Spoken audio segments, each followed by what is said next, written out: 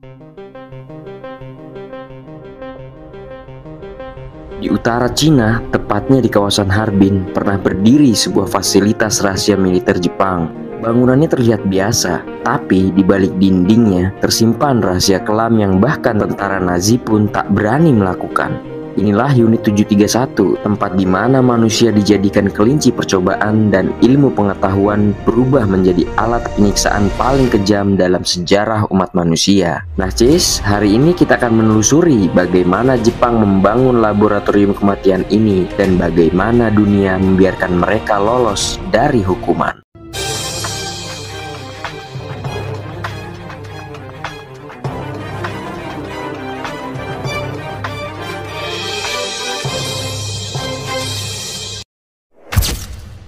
Semuanya bermula pada awal tahun 1930-an. Setelah Jepang menduduki wilayah Manchuria pada 1931, mereka mendirikan negara boneka bernama Manchukuo. Disinilah muncul seorang pria yang akan menjadi arsitek horor abad ke-20, yaitu Letnan Jenderal Shiro Ishii. Ishii adalah seorang dokter militer yang sangat ambisius. Ia percaya bahwa senjata biologis adalah masa depan perang. Dengan restu dari Kaisar Hirohito, ia diberi kebebasan untuk membangun fasilitas penelitian yang sepenuhnya rahasia. Dikenal dengan nama Unit 731, secara resmi Unit 731 disebut sebagai unit pencegah epidemik dan pemurnian air tentara kuantum. Namun, tujuan sebenarnya bukanlah pencegahan penyakit, melainkan menciptakan senjata biologis mematikan. Di dalam kompleks yang luasnya mencapai lebih dari 6 km persegi, fasilitas unit 731 dibagi menjadi 8 divisi, Divisi 1 bertanggung jawab atas penelitian bakteriologis, seperti studi wabah pes, tifus, antraks, dan kolera. Divisi 2 bertanggung jawab untuk meneliti cara-cara penggunaan senjata biologis di lapangan dengan menemukan cara-cara penyebaran penyakit di medan perang, Dan 6 divisi lainnya bersifat administratif, yaitu bertugas melakukan diagnosis klinis atau bertanggung jawab untuk memproduksi dan menyimpan agen bakteriologis. Di dalam unit 731 juga menampung lebih dari 3.000 tahanan, mulai dari warga sipil Cina, Korea, Rusia, hingga beberapa tawanan perang Amerika. Mereka disebut Maruta, yang berarti batang kayu. Ya, bagi ilmuwan Jepang, para tahanan itu bukan manusia. Mereka hanyalah objek penelitian. Eksperimen mereka mencakup hal-hal yang sulit dipercaya, yaitu ada vivisection atau bedah hidup-hidup tanpa anestesi. Tanpa belas kasihan, para tahanan pria dan wanita bahkan anak-anak dibedah hidup-hidup untuk melihat bagaimana organ manusia bereaksi terhadap sebuah penyakit. Beberapa orang dibuka dadanya untuk mempelajari kerja paru-paru saat terinfeksi wabah pes. Yang lain dibedah untuk melihat efek frostbite atau radang dingin ekstrim pada jaringan tubuh. Ada juga eksperimen dengan pembekuan dan pemanasan tubuh dalam suhu beku Manchuria, yaitu mereka melakukan percobaan frostbite dengan cara tahanan dirantai di luar hingga lengan atau kaki mereka membeku. Kemudian disiram air panas untuk melihat bagaimana jaringan hancur dan membusuk. Gila kan? Ada infeksi dengan senjata biologis. Ishii dan timnya mengembangbiakan jutaan kutu yang terinfeksi bakteri pes. Kutu-kutu ini kemudian dilepaskan dari pesawat di atas desa-desa Cina. Wabah pun menyebar, membunuh ribuan penduduk sipil tanpa suara.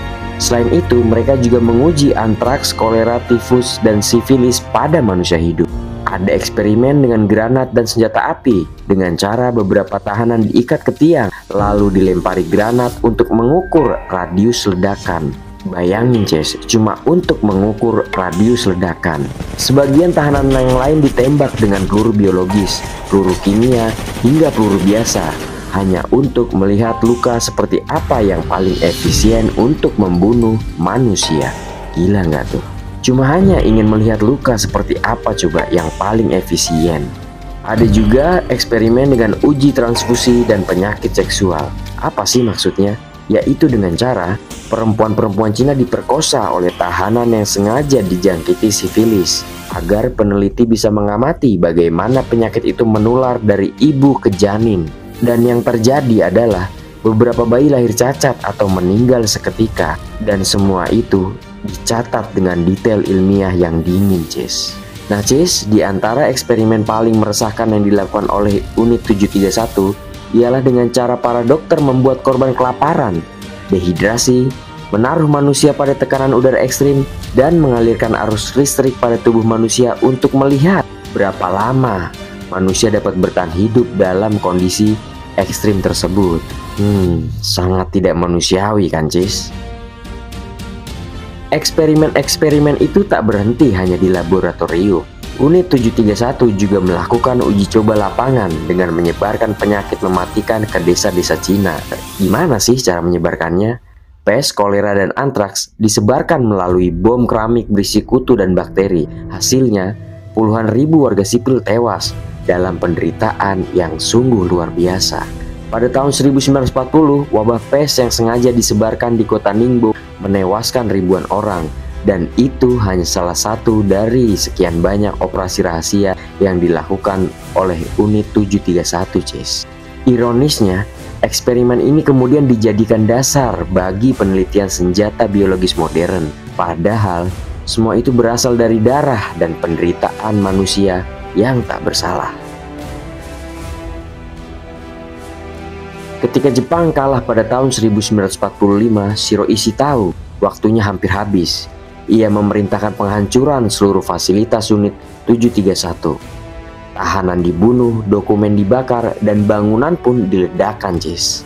Namun ada satu hal yang tidak hancur, yaitu rahasia hasil penelitian mereka.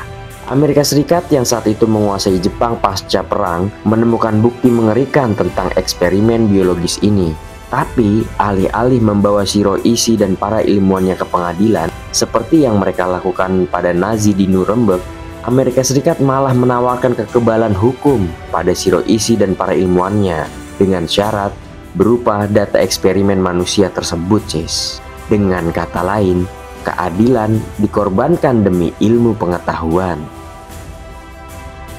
Shiroishi hidup bebas hingga akhir hayatnya. Ia meninggal pada tahun 1959 di Tokyo tanpa pernah dihukum dan tanpa pernah menyesal.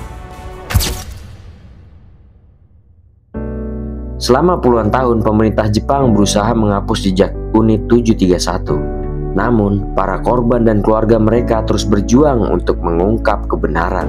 Pada tahun 1984, seorang mantan anggota unit 731 akhirnya buka suara Cis.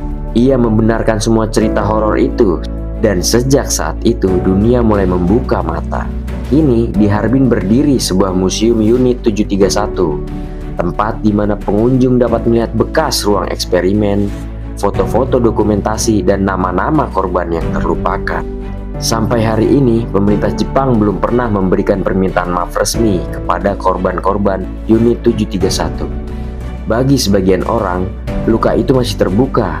Bagi yang lain, ini adalah pelajaran paling gelap dalam sejarah umat manusia. Unit 731 bukan sekedar kisah tentang perang, Cis, tapi kisah tentang bagaimana ilmu pengetahuan bisa berubah menjadi alat pembunuh, yaitu ketika manusia kehilangan rasa kemanusiaannya dan moralitasnya.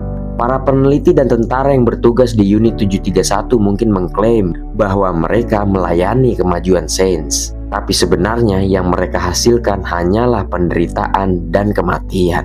Dan mungkin juga, Cis, di suatu tempat dalam sejarah umat manusia, kita harus bertanya, berapa banyak lagi rahasia kelam yang masih terkubur dan menunggu untuk ditemukan. Oke Cis, sekian ruang kami kali ini. Bila kalian suka, dukung kami terus ya Cis. Dan sampai jumpa di ruang kami selanjutnya.